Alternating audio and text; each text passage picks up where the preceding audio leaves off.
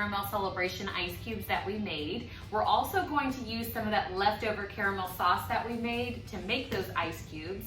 And we are going to use one of the other recipes in that same ice cube ebook that I had posted about for the recipe for the caramel celebration ice cubes.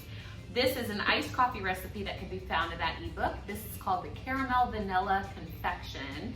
And you'll need about 6 to 8 of those caramel celebration ice cubes that we made. I have about 6 in there now. I'll go ahead and pop another one in there. This would be awesome too as like a frozen coffee drink. You could throw all this into your blender, but we're just gonna do it over the ice cubes today. You will want to go ahead and either cold brew up some of the Highlander grog or brew it and allow that to chill, but you want to make sure that that's a strong brew. The Highlander grog does have notes of the vanilla and the caramel, so these flavor additions are going to just enhance that even more.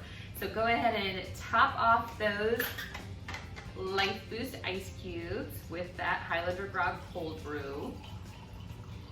You're going to fill that maybe about 3/4 of the way. We are going to use some of that syrup that we had left over from the ice cube recipe. You're going to want about a tablespoon of this. You're going to add in a couple dashes of vanilla.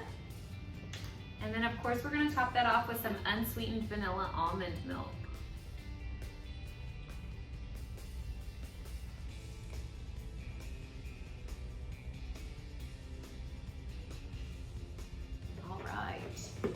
Isn't that beautiful?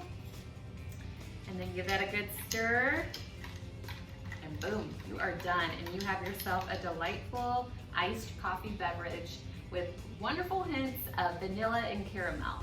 As always, if you try this recipe, please let me know, and you'll have a great day. Thank you for watching.